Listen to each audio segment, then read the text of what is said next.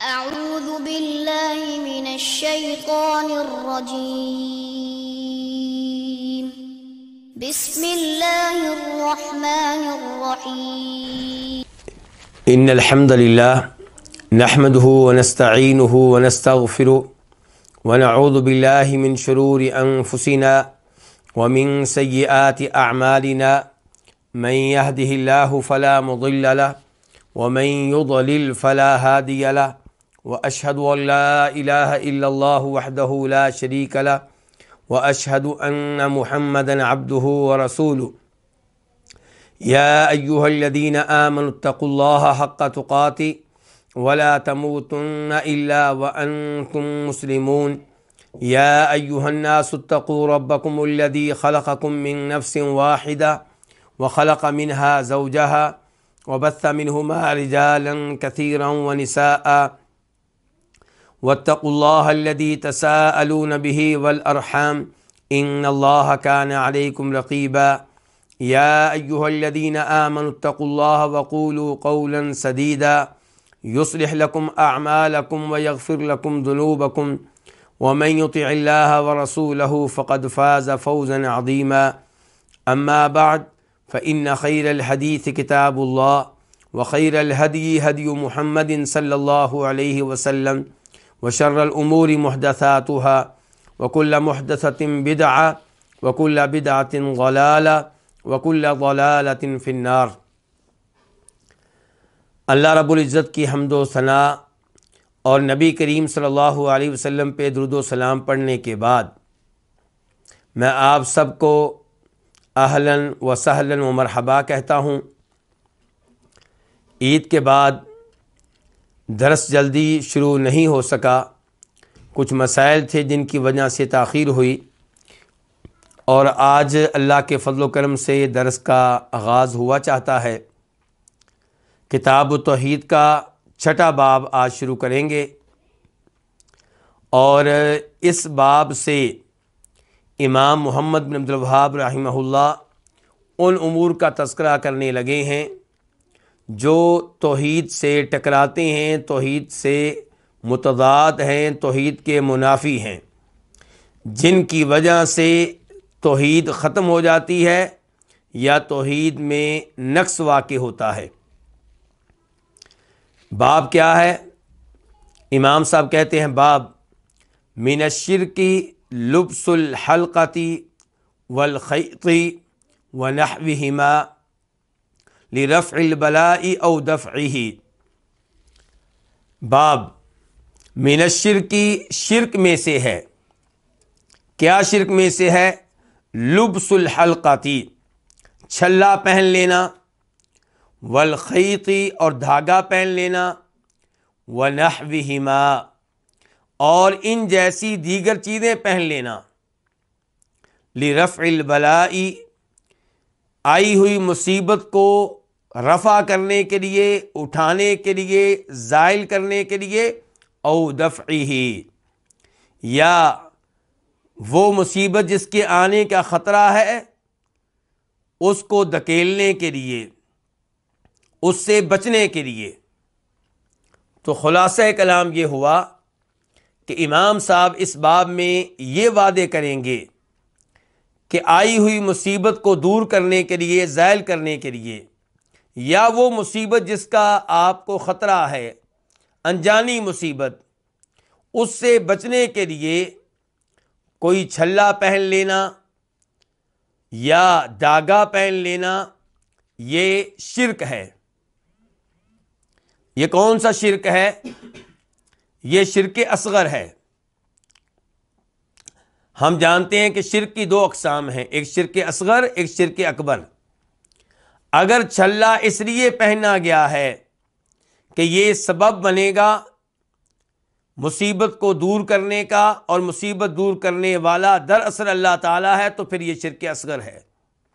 اگر داغا اس لیے پہنا گیا ہے کہ اس کے پہننے سے اللہ رب العزت مصیبت کو دور کر دیں گے، زائل کر دیں گے، تو یہ شرک اصغر ہے، کیونکہ آپ نے چھلے کو، دھاگے کو سبب سمجھا ہے، جبکہ یہ سبب نہیں ہے۔ اللہ رب العزت نے، شریعت نے ان چیزوں کو مصیبتیں دور کرنے کے لیے، بیماریاں دور کرنے کے لیے، آفتیں زیل کرنے کے لیے سبب قرار نہیں دیا، اور آپ ان کو سبب قرار دے رہے ہیں، تو یہ شرک اصغر ہے۔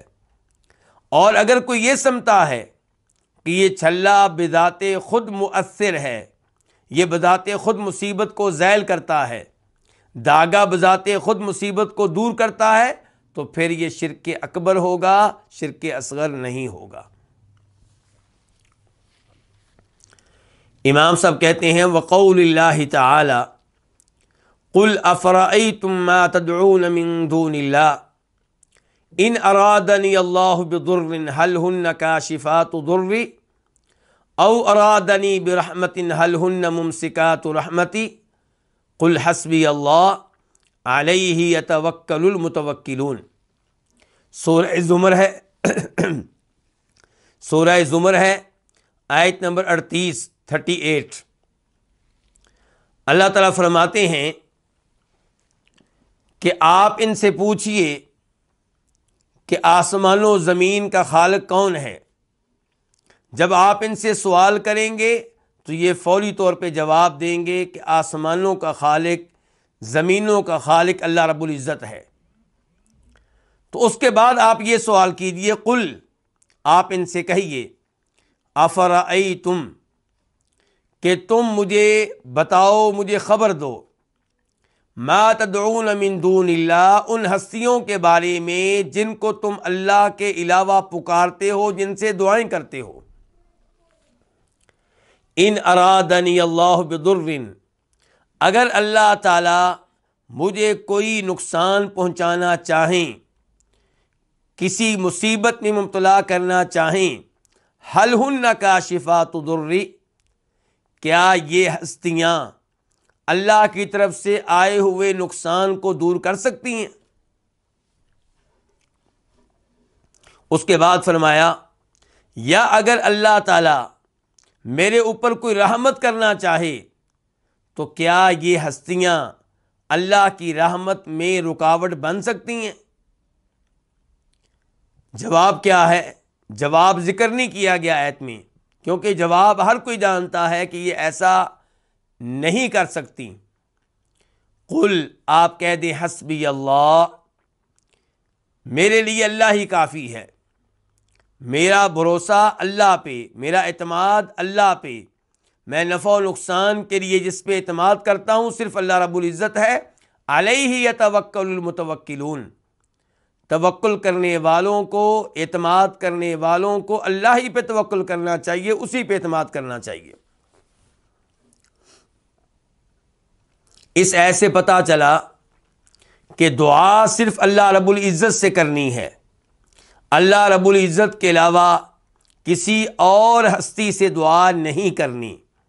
مصیبت دور کرنے کے لیے، فائدہ لینے کے لیے فرشتے کو پکارنا غلط ہوگا، جنوں کو پکارنا غلط ہوگا، ایسے انسانوں کو پکارنا جو فوت ہو چکے غلط ہوگا۔ سوال یہ پیدا ہوتا ہے کہ اس آیت کا باب کے ساتھ کیا تعلق ہے؟ باب کیا ہے؟ باب یہ ہے کہ مصیبت دور کرنے کے لیے، بیماری دور کرنے کے لیے، بیماری سے بچنے کے لیے، آفت سے بچنے کے لیے دھاگا لٹکائیں گے، چھلا لٹکائیں گے تو یہ شرک ہے۔ چاہے یہ دھاگا آپ اپنی گردن میں لٹکا لیں، یا بازو میں باندھ لیں، یا کسی اور جگہ باندھ لیں، تو یہ کیا ہے؟ شرک ہے۔ اب اس آیت کا باب کے ساتھ کیا تعلق ہے؟ آیت کے ذریعے مجھے اور آپ کو یہ پیغام دیا گیا کہ اللہ کے علاوہ کوئی نہیں ہے جو کسی مصیبت کو دور کر سکے، اللہ کے علاوہ کوئی نہیں ہے جو آپ کو کوئی فائدہ پہنچا سکے۔ تو جب اللہ کے علاوہ فرشتے مصیبتیں دور نہیں کر سکتے، فوت شدہ انبیاء کرام علیہم السلام مصیبتیں دور نہیں کر سکتے، فوت شدہ اولیاء اور صالحین مصیبتیں دور نہیں کر سکتے، تو یہ بے جان دھاگا یہ چھلا، یہ مصیبتیں کیسے دور کر سکتے ہیں؟ تو اس لیے مصیبتیں دور کرنے کے لیے، بیماریاں دور کرنے کے لیے، نظر بد سے بچنے کے لیے یہ دھاگے باندھنا، یہ چھلے باندھنا، یہ پہن لینا، یہ سب غلط ہے۔ اس کے بعد امام صاحب حدیث لے کر آئے ہیں۔ حدیث کے راوی ہیں عمران بن حسین رضی اللہ تعالی عنہ، عن عمران بن حسین رضی اللہ عنہ ان النبی صلی اللہ علیہ وسلم رأى رجلا فی یدہ حلقۃ من صفر فقال ما هذه قال من الواہنہ۔ عمران بن حسین رضی اللہ عنہ روایت کرتے ہیں کہ نبی صلی اللہ علیہ وسلم نے ایک آدمی دیکھا جس کے ہاتھ میں چھلا تھا، من صفرن، پیتل سے بنا ہوا، پیتل کا چھلا اس نے پہنا ہوا تھا۔ فقال، تو آپ صلی اللہ علیہ وسلم نے کہا، ما ہذہ، یہ کیا ہے؟ یہاں پہ سوال استفہام انکار کے لیے ہے، یعنی کہ آپ یہ پیغام دینا چاہتے ہیں کہ تم نے یہ کام غلط کیا ہے، تم نے یہ کام کیوں کیا ہے، تم یہ کام نہیں کرنا چاہیے۔ تو آپ کہہ رہے ہیں ما ہذہ، یہ کیا ہے؟ قال من الواہنہ، تو اس آدمی نے کہا یہ میں نے واہنہ بیماری کی وجہ سے پہنا ہوا ہے۔ واہنہ بیماری کیا ہوتی ہے؟ یہ ایسی بیماری ہے جس سے کندھے یا پورے بازو کی رگ پھول جاتی ہے۔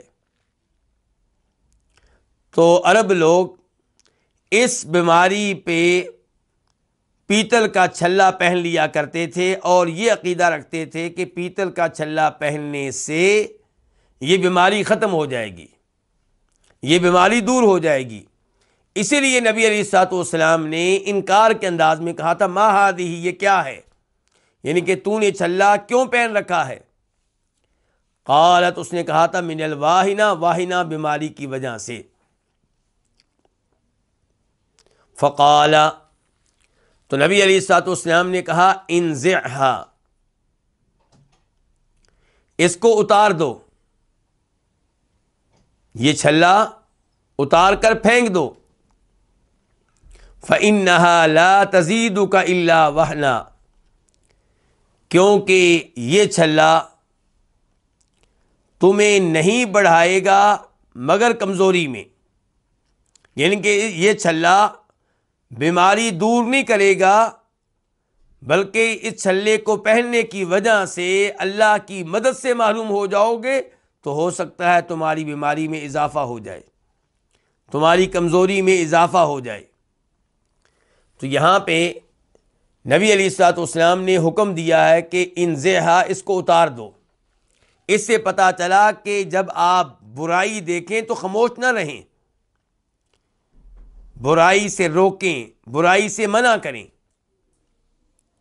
آج ہم لوگ دیکھتے ہیں اپنے رشتہ داروں کو کہ وہ شرکیہ امور کا ارتکاب کرتے ہیں تو ہم خاموش رہتے ہیں کہ کہیں یہ ناراض نہ ہو جائے، کہیں اس سے میری لڑائی نہ ہو جائے، کہیں اس سے جھگڑا نہ ہو جائے۔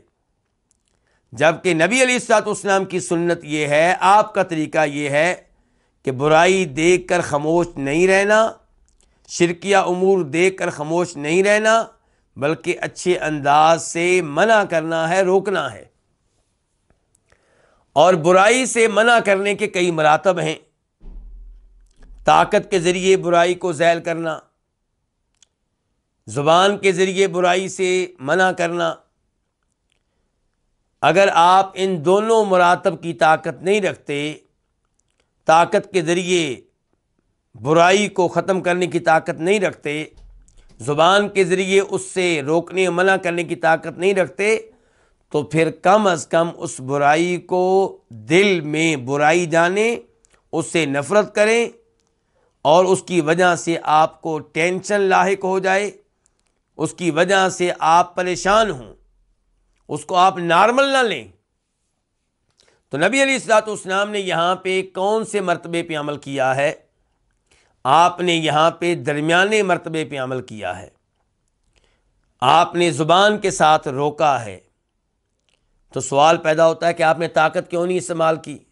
کیونکہ طاقت وہاں استعمال کرتے ہیں جہاں زبان کے ذریعے برائی ذیل نہ ہو سکتی ہو، جہاں پہ آپ سمجھتے ہیں کہ میں گفتگو کے ذریعے سمجھاؤں گا تو برائی کا خاتمہ ہو جائے گا، وہاں پہ طاقت استعمال نہیں کریں گے، چاہے آپ طاقت استعمال کرنے کی طاقت رکھتے ہوں۔ نبی علیہ الصلوۃ والسلام طاقت استعمال کرنے کی طاقت رکھتے تھے کیونکہ آپ نبی تھے اور اس وقت کے حکمران بھی تھے، لیکن آپ نے طاقت اس لیے استعمال نہیں کی کیونکہ آپ کو معلوم تھا کہ جس سے آپ گفتگو کر رہے ہیں اسے جب آپ زبانی سمجھائیں گے تو وہ آپ کی بات مان لے گا۔ تو آپ نے کیا کہا؟ انزعھا، اس کو اتار دو، فإنھا، کیونکہ یہ چھلا، لا تزیدک الا وہنا، یہ تمہیں نہیں بڑھائے گا مگر کمزوری میں، ان کے کمزوری کا سبب بنے گا، بیماری کو دور کرنے کا سبب نہیں بنے گا۔ تو نے چھلا پہنا ہے اس لیے کہ بیماری دور ہو جائے، لیکن اس سے بیماری دور نہیں ہوگی۔ یہاں پہ میں ایک اشکال کا ازالہ کر دوں کہ بعض احباب اس قسم کی حرکتیں کرتے ہیں، کسی پیر صاحب کا دیا ہوا تعویذ پہن لیتے ہیں، اس کی دی ہوئی انگوٹھی پہن لیتے ہیں، اس کا دیا ہوا دھاگا پہن لیتے ہیں، اور جب آپ انہیں منع کریں تو وہ کہتے ہیں کہ میں نے فلاں موقع پہ پیر صاحب کا دیا ہوا دھاگا پہنا تھا، لٹکایا تھا، مجھے فائدہ ہوا تھا، میری بیماری دور ہو گئی تھی، میرے فلاں رشتہ دار نے پیر صاحب کا دھاگا لیا، انہیں فائدہ ہوا، میرے فلاں دوست کو فائدہ ہوا،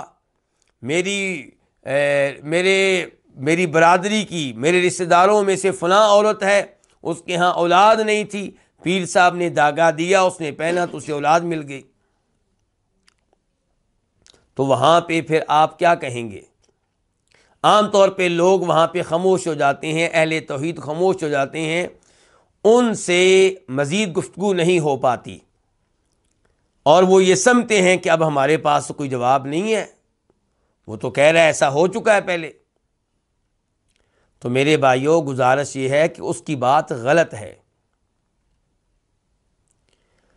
بات کو واضح کرنے سے پہلے آسانی کے لیے میں یہ کہہ دوں کہ ہندو بھی یہ دعویٰ کرتے ہیں کہ ہمیں اولاد تب ملی جب ہم نے فلاں بھگوان کے ہاں حاضری دی تھی، فلاں بھگوان کی مورتی پہ چڑھاوا چڑھایا تھا۔ عیسائی کہتے ہیں کہ ہمیں اولاد تب ملی جب ہم نے عیسیٰ علیہ السلام کو پکارا تھا۔ تو کیا وہ بھی سچے ہیں؟ عیسائی بھی غلط، ہندو بھی غلط، اور جو مسلمان ایسا دعویٰ کرے وہ بھی غلط۔ جہاں تک تعلق ہے اس بات کا کہ دھاگا پہنا تھا تو اولاد مل گئی، دھاگا پہنا تھا تو بیماری دور ہو گئی، تو وہ دھاگے کی وجہ سے دور نہیں ہوئی، اللہ رب العزت نے اپنی تقدیر میں پہلے ہی لکھ رکھا تھا کہ اس آدمی کو، اس عورت کو فلاں موقع پہ شفا ملے گی، اس عورت کو فلاں دن اولاد ملے گی، اور جن دنوں اولاد ملنی تھی انہی دنوں اس نے دھاگا پہن لیا۔ اب وہ یہ سمجھتی ہے کہ دھاگا پہننے کی وجہ سے میرا کام ہوا، جیسے ہندو سمجھتے ہیں کہ بھگوان کی مورتی پہ چڑھاوا چڑھانے کی وجہ سے اولاد ملی، عیسائی یہ سمجھتے ہیں عیسیٰ علیہ السلام کے لیے بکرا ذبح کیا تو ہمیں اولاد ملی، جبکہ یہ سب غلط ہیں، اور صحیح عقیدہ وہ ہے جو قرآن و حدیث میں آ گیا، نفع و نقصان کا مالک اللہ رب العزت ہے، اللہ رب العزت کے علاوہ کوئی نہیں ہے۔ فَإِنَّكَ، آپ علیہ الصلوۃ والسلام اس آدمی سے کہہ رہے ہیں یہ چھلا اتار دو جو تم نے اس عقیدے سے پہنا ہے کہ اس کی وجہ سے بیماری دور ہو جائے گی۔ آپ نے کہا بیماری دور نہیں ہوگی، ممکن یہ ہے کہ تمہاری بیماری میں، تمہاری کمزوری میں اضافہ ہو جائے۔ اس کے بعد آپ نے یہ کہا کہ فَإِنَّكَ لَوْ مِتَّ، کیونکہ اگر تو فوت ہو گیا، وَهِيَ، علیک، جب کہ یہ چھلا تجھ پہ ہوا، یعنی کہ چھلا پہنتے ہوئے، چھلا پہننے کی حالت میں تمہیں موت آ گئی، اسی عقیدے پہ تمہیں موت آ گئی، ما افلحت ابدا، تم کبھی بھی فلاح نہیں پا سکو گے، کبھی بھی کامیابی نہیں پا سکو گے۔ رواہ احمد، اس حدیث کو روایت کے امام احمد نے بسند، ایک ایسی سند کے ساتھ، لا بأس بہ، جس میں کوئی حرج نہیں ہے، جس پہ کوئی اعتراض نہیں ہو سکتا، جس پہ کوئی کلام نہیں ہو سکتا، جس سے کوئی اختلاف نہیں کر سکتا، یعنی کہ مناسب سند ہے، ایسی سند کی حدیث کو قبول کیا جا سکتا ہے۔ یہ بیان کیا کس نے؟ امام محمد بن عبد الوہاب رحمہ اللہ نے۔ ایک تو یہ ہے کہ اس حدیث کو امام احمد کے علاوہ بھی کئی ائمہ نے روایت کیا ہے، امام احمد اور امام ابن ماجہ اور دیگر بہت سے ائمہ کرام، لیکن امام ابن ماجہ نے اس حدیث کو مکمل طور پہ روایت نہیں کیا۔ امام ابن ماجہ نے اس حدیث کا آخری حصہ روایت نہیں کیا کہ اگر تم اس حالت میں فوت ہو گئے کہ تم نے چھلا پہنا ہوا تو تم فلاح نہیں پا سکو گے۔ تو یہ الفاظ جو ہیں ابن ماجہ میں نہیں ہیں، سنن ابن ماجہ میں نہیں ہیں۔ تو یہ حدیث مکمل طور پہ کہاں ہے؟ مسند احمد میں ہے۔ شیخ البانی رحمہ اللہ نے اس کو ضعیف قرار دیا ہے، اور بھی بہت سے ائمہ کرام نے اس کو ضعیف قرار دیا ہے، بعض علماء کرام نے اس کو صحیح قرار دیا ہے۔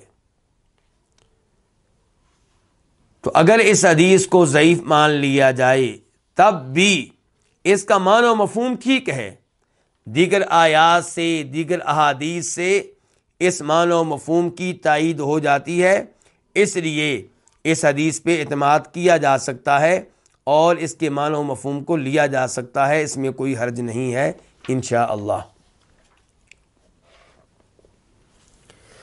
آپ نے کہا ہے کہ اگر چھلا پہنے ہوئے تمہیں موت آ گئی تو تم کبھی بھی فلاح نہیں پا سکو گے، کامیابی نہیں حاصل کر سکو گے۔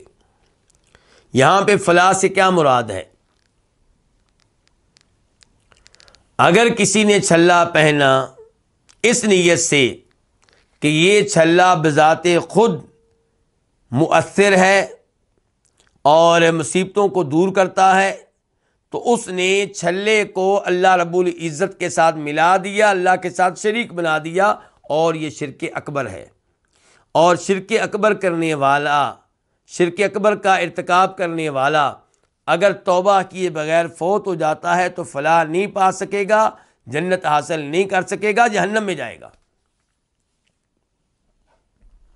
اور اگر کسی نے چھلا پہنا اس نیت سے کہ اس کے پہننے سے اللہ رب العزت بیماریاں دور کر سکتے ہیں، دور کر دیتے ہیں، یہ سبب ہے، تو پھر کیا مطلب ہوگا اس بات کا کہ تم فلاح نہیں پا سکو گے؟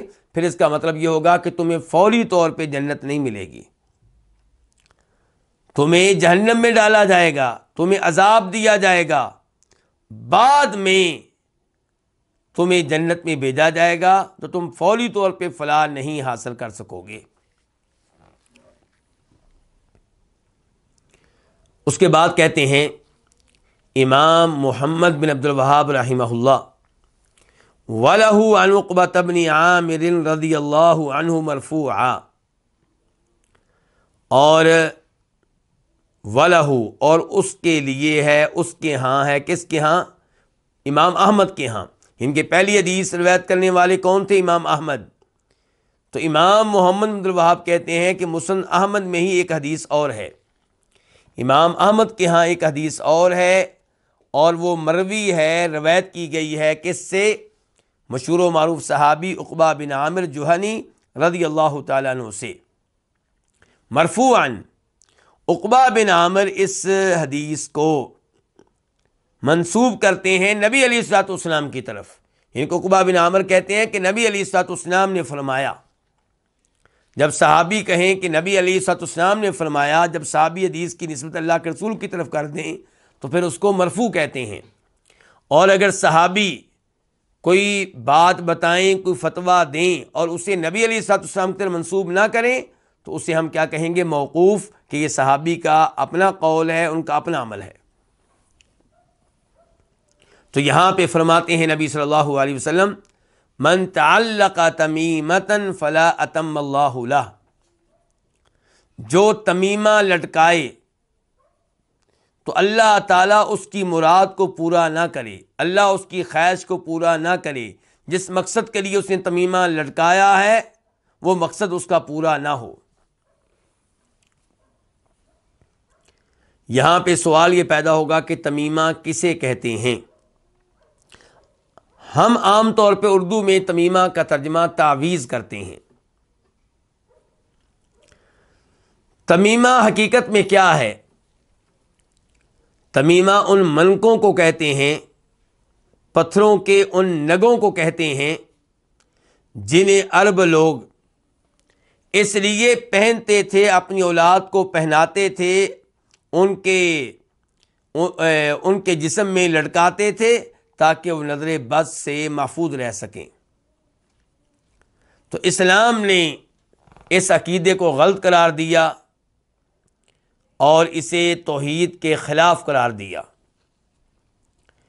تو کوئی بھی چیز اگر اس لیے باندھی جائے، لٹکائی جائے کہ اس کی وجہ سے بیماریاں دور ہوتی ہیں، نظر بد سے آپ محفوظ رہیں گے، نقصان سے آپ محفوظ رہیں گے، تو اس کو کیا کہا جائے گا؟ تمیمہ۔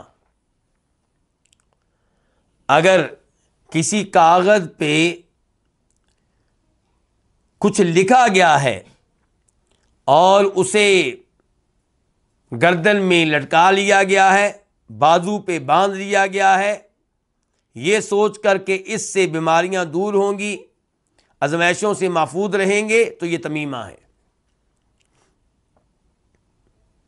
اگر کوئی اپنی گاڑی کے سامنے جوتا لٹکاتا ہے اس لیے کہ نظر بد سے میری گاڑی محفوظ رہے گی، تو یہ بھی تمیمہ ہے، یہ بھی خلاف شریعت ہے۔ اگر کوئی گھر بناتا ہے، نیا گھر، اور ڈرتا ہے کہ کہیں اس کو نظر نہ لگ جائے اور وہاں جوتے لٹکا لیتا ہے، گھوڑوں کے نال لٹکا لیتا ہے، تو یہ بھی کیا ہے؟ یہ بھی تمیمہ ہے۔ بلکہ اگر کوئی آدمی اپنے گھر میں قرآن کریم کی آیت لکھ کر لگاتا ہے کہ اس کی وجہ سے میرا گھر چوری سے محفوظ رہے گا، ڈاکے سے محفوظ رہے گا، آگ لگنے سے محفوظ رہے گا، تو یہ بھی کیا ہے؟ یہ تمیمہ ہے۔ وہ الگ بات ہے کہ قرآن کریم کو بطور تمیمہ استعمال کریں گے تو حکم اور ہوگا، اور قرآن کریم کے علاوہ دیگر چیزوں کو بطور تمیمہ استعمال کریں گے تو حکم اور ہوگا۔ اگر آپ اپنے گھر میں پیر صاحب کی طرف سے لکھی ہوئی الٹی سیدھی عبارتیں لٹکا لیتے ہیں اور یہ سمجھتے ہیں کہ ان کے لٹکانے سے گھر مصیبتوں سے، ازمائشوں سے، آفتوں سے، چوری سے، ڈکیتی سے محفوظ رہے گا، تو یہ تمیمہ ہے اور یہ شرک ہے اور یہ غلط ہے۔ اور اگر آپ قرآن کریم لکھ کر لٹکاتے ہیں، گھر میں، دکان میں، اپنی گردن میں، اپنے بازو پہ باندھ لیتے ہیں، ایک آیت پوری سورت پورا قرآن، تو یہ وہ چیز ہے جو قرآن و حدیث سے ثابت نہیں ہے، اس لیے غلط ہے، لیکن ہم اس کو شرک نہیں کہیں گے کیونکہ یہ قرآن ہے۔ لیکن یہ بھی غلط ہے کیونکہ یہ طریقہ نبی علیہ الصلوۃ والسلام سے ثابت نہیں ہے، صحابہ کرام سے ثابت نہیں ہے، اس میں کوئی شک و شبہ نہیں ہے، اس میں کوئی شک و شبہ نہیں ہے کہ قرآن میں شفا ہے، لیکن شفا لینے کا طریقہ یہ نہیں ہے کہ آپ قرآن کی آیتیں لٹکا کر گلے میں باندھ لیں، بازو پہ باندھ لیں، یا گھر میں آپ لٹکا لیں، یا گاڑی میں لٹکا لیں، یہ کوئی طریقہ نہیں شفا لینے کا۔ شفا لینے کا طریقہ یہ کہ قرآن کی تلاوت کریں، قرآن پڑھیں، جب قرآن پڑھا جائے گا تو اللہ رب العزت برکتیں ڈالے گا، شفا دے گا۔ قرآن پڑھ کر آپ دم کریں، یہ وہ طریقہ ہے جو نبی علیہ الصلوۃ والسلام سے اور صحابہ کرام سے ثابت ہے۔ تو من تعلق تمیمتن، جو تمیمہ لٹکائے، تو تمیمہ کا ترجمہ عام طور پہ اردو میں کیا کرتے ہیں؟ تعویذ۔ تو تمیمہ یہ تا میم میم سے ماخوذ ہے، یعنی کہ وہ چیز جو آپ اس لیے لٹکاتے ہیں کہ آپ کی خواہش پوری ہو جائے، آپ کی آرزو پوری ہو جائے، آپ کو فائدہ مل جائے، آپ کے نقصان کا ازالہ ہو جائے، آپ کی بیماری دور ہو جائے، اس کو کیا کہیں گے؟ تمیمہ۔ تو من تعلق تمیمتن، جو کوئی تمیمہ لڑکائے، فلا اتم اللہ لہ، تو اللہ تعالیٰ اس کی مراد کو پورا نہ کرے، اللہ اس کی خواہش کو پورا نہ کرے، یہ اس کو بددعا دے رہے ہیں نبی علیہ الصلوۃ والسلام۔ ومن تعلق ودعۃ، اور جو لڑکائے سیپی، سیپی کس کو کہتے ہیں؟ یہ وہ ہے جو سمندر سے نکالی جاتی ہے، اور یہ کھجور کی گٹھلی کی طرح ہوتی ہے، رنگ وہ نہیں ہوتا لیکن اس کی بناوٹ کھجور کی گٹھلی کی طرح ہوتی ہے، جیسے کھجور کی گٹھلی میں درمیان میں لکیر سی ہوتی ہے، یہی صورتحال سیپی کی ہوتی ہے۔ اور لکھنے والوں نے لکھا ہے کہ یہ دراصل دریائی کیڑا ہے، یا دریائی کیڑا اس کے اندر ہوتا ہے۔ کچھ نے لکھا ہے یہ دریائی کیڑا ہے، کچھ کہتے ہیں دریائی کیڑا اس کے اندر ہوتا ہے۔ تو بہرحال یہ سیپی بھی وہ لوگ لڑکایا کرتے تھے اسی مقصد کے لیے کہ مصیبتیں دور ہوں گی، بیماریاں دور ہوں گی، انسان آفتوں سے محفوظ رہے گا۔ تو آپ کہہ رہے ہیں من تعلق ودعۃ، اور جو سیپی لڑکائے، فلا ودع اللہ لہ، اللہ تعالیٰ اس کو راحت نہ دے، اللہ اس کو سکون نہ دے۔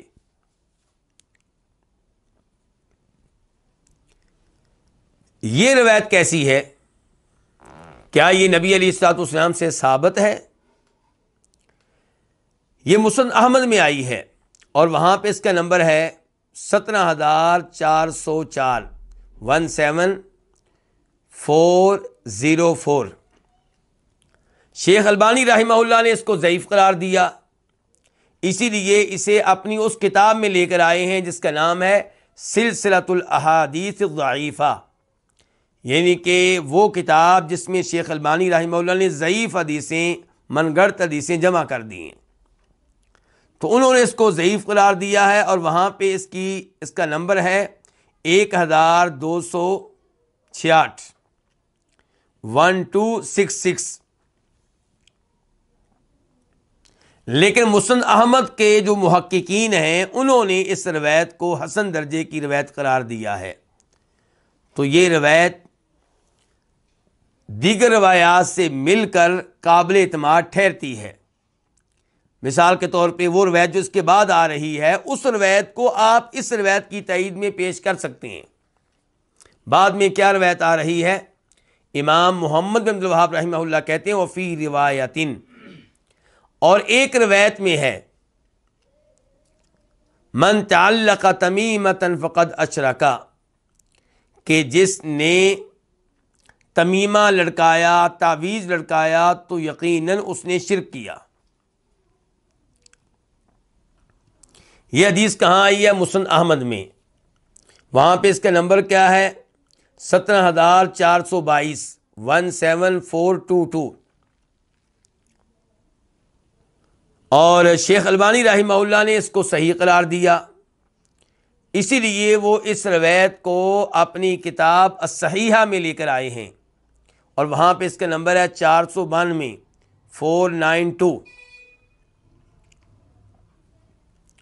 اس حدیث کے راوی بھی عقبہ بن عامر جوہنی ہے رضی اللہ تعالی عنہ، اور شاید یہاں پہ یہ کہنا مناسب ہوگا کہ یہ روایت نہیں بلکہ یہ مستقل حدیث ہے۔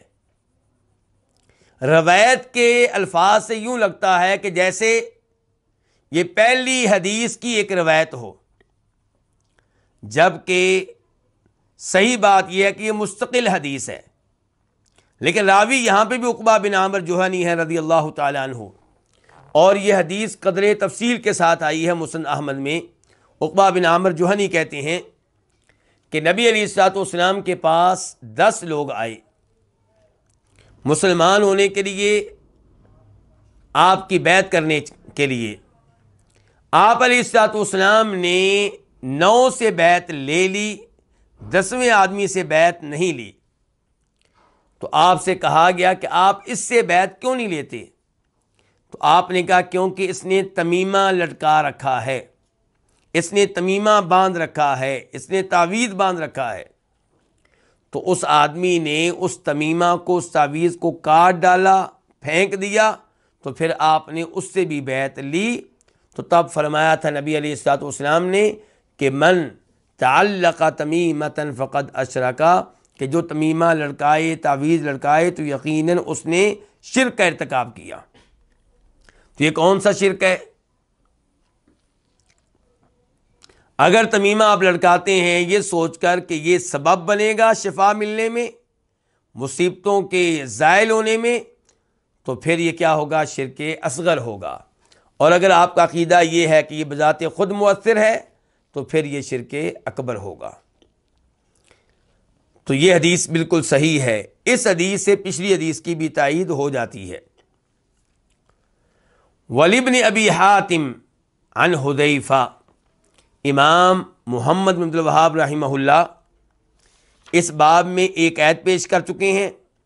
اس کے بعد عمران بن حسین کی حدیث لے کر آئے ہیں جس میں آتا ہے کہ ایک آدمی نے پیتل کا چھلا پہن رکھا تھا. اس کے بعد عقبہ بن عامر کی حدیث لے کر آئے ہیں، اور اس کے بعد عقبہ بن عامر کی دوسری حدیث لے کر آئے ہیں، اور اب ابن ابی حاتم کی ایک روایت لے کر آئے ہیں.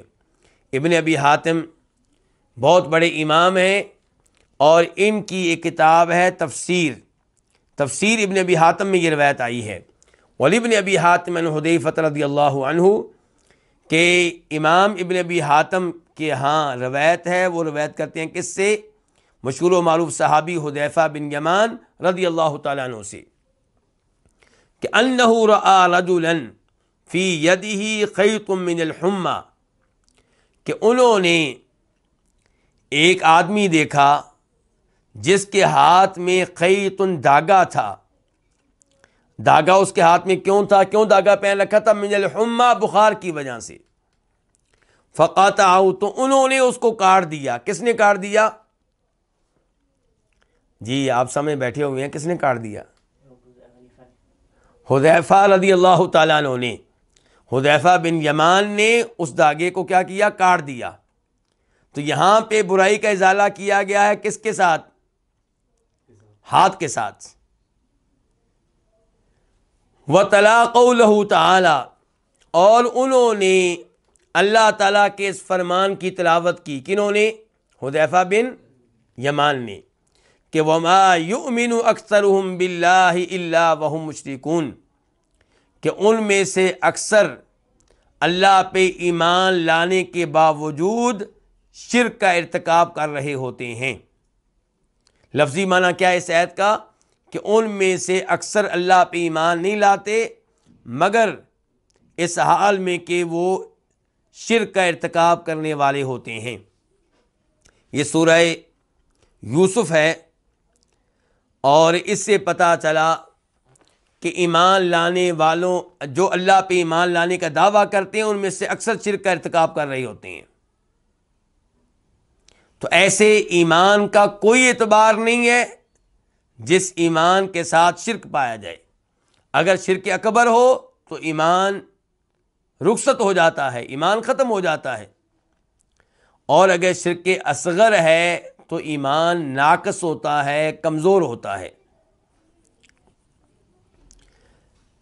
حذیفہ رضی اللہ عنہ نے اس آدمی کا دھاگا جو اس نے بخار سے بچنے کے لیے باندھ رکھا تھا اسے کاٹا، اور قرآن کی وہ آیت تلاوت کی جس آیت سے پتہ چلتا ہے کہ یہ عمل جو اس آدمی نے کر رکھا تھا وہ کیا ہے؟ شرک ہے. اور یہی ہمارا باب ہے کہ دھاگا باندھنا مصیبتیں دور کرنے کے لیے، چھلا پہن لینا مصیبتیں دور کرنے کے لیے کیا ہے؟ شرک ہے. اور جناب حذیفہ کے اس عمل سے امام محمد بن عبد الوہاب رحمہ اللہ کے موقف کی تائید ہوتی ہے کہ ایسے اعمال شرکی اعمال ہیں۔ اور اس سے یہ بھی پتہ چلا کہ شرک اصغر پہ وہ ایتیں پڑھی جا سکتی ہیں جو ایتیں دراصل شرک اکبر کے لیے ہیں، اور اس سے یہ بھی پتہ چلا کہ مسلمانوں کے ایسے اعمال پہ وہ ایتیں پڑھی جا سکتی ہیں جو ایتیں حقیقت میں مشرکین کے بارے میں ہیں، کفار کے بارے میں۔ یہ جو آخری روایت ہے اسے امام ابن کثیر رحمہ اللہ اپنی تفسیر میں لے کر آئے ہیں، اور تفسیر ابن کثیر کے محقق ڈاکٹر حکمت بشیر یاسین نے اس روایت کو صحیح قرار دیا ہے۔ تو آج کے درس کا خلاصہ یہ ہے، چھلا پہننا، دھاگا باندھنا اور اس قسم کی دیگر حرکتیں کرنا یہ عقیدہ توحید کے منافی ہے۔ اگر ان چیزوں کو سبب سمجھا جائے تو یہ شرک اصغر ہے، اور ان چیزوں کو اگر بذات خود مؤثر جانا جائے تو یہ شرک اکبر ہے۔ باب کے مسائل ابھی رہتے ہیں، لیکن آج ایک عرصے کے بعد، عید کے بعد چونکہ پہلا درس تھا، اس لیے آج میں یہیں پہ اکتفا کروں گا۔ انشاءاللہ کل 9:40 میرے ہاں 9:40 اور آپ لوگوں کے ہاں 7:40 پہ انشاءاللہ سعودیہ کے وقت کے مطابق انشاءاللہ ملاقات ہوگی، اور کل آپ جانتے ہیں کتاب ہوگی الفوائد۔ اللہ رب العزت ہمیں دل جمعی کے ساتھ دین کا علم لینے کی توفیق عنایت فرمائے، صحیح عقیدہ سیکھنے کی توفیق عنایت فرمائے، شرک و بدعات سے اللہ تعالی ہم سب کو محفوظ رکھے۔ آج ایک تو درس سے لیٹ شروع ہوا، اور پھر ریکارڈنگ میں بھی کچھ شاید کمی کوتاہی ہو، جس پہ میں پیشگی معذرت چاہتا ہوں۔ انشاءاللہ کل سے امید ہے کہ معیار اس سے کہیں بہتر ہوگا۔ اللہ رب العزت کے فضل و کرم سے اللہ تعالیٰ آپ سب کو سلامت رکھے۔ وآخر دعوانا الحمدللہ رب العالمین۔